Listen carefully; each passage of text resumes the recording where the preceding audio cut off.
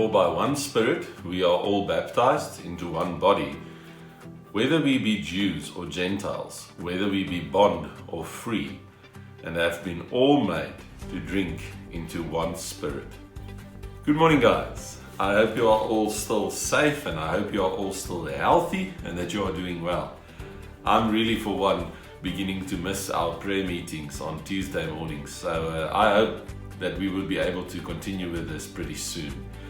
Today I want to share a thought with you that Paul really promoted during his mission services to the Gentiles. Paul really made a very important statement that the Spirit of God should be one that's really a dynamic factor in each one of our lives. When Paul went to the Gentiles, he said that they would be able to be one with the Lord, not because of where they came from or what nationality they were born into, that they would be one with God because of the Holy Spirit.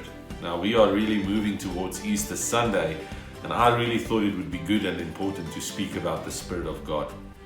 The idea that Paul has in this passage is that we should be born into the Spirit of God. Now, the words, if we translate it literally, it means that the Spirit of God should drench us.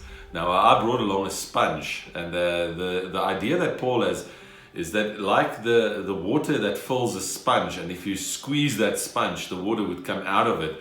So too, the Spirit of God should consume our lives. That if one were to spiritually squeeze you, it would be the Spirit of God that comes from out of you.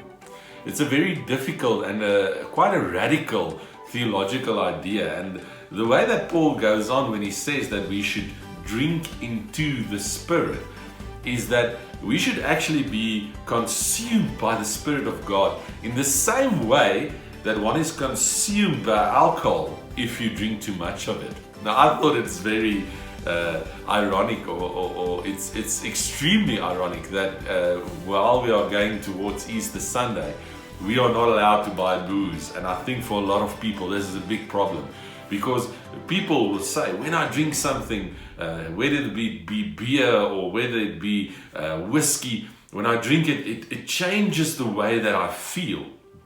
If I drink too much of it, it changes the way that I speak.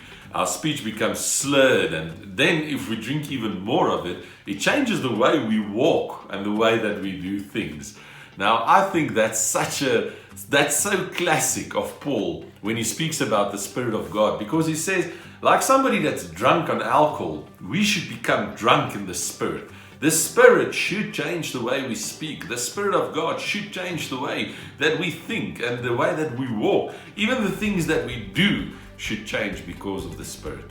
So guys, I just wanted to share this idea with you as we go towards Easter Sunday, that we should really allow the Lord and we should allow the Spirit of God to drench us, of course, with the gifts of the Spirit, which is kindness, love, and servitude to people in need. So I really hope in this Easter week that is ahead of us, that you will allow yourself to be drenched with the Spirit of God, and that you will become drunk, not with alcohol, but that you will become drunk with God's Spirit, so that you will change the way you speak, you will change the way you walk, and you will change the things that you do. I hope you are safe. I hope you are well. I really miss you guys, and I hope to see you soon.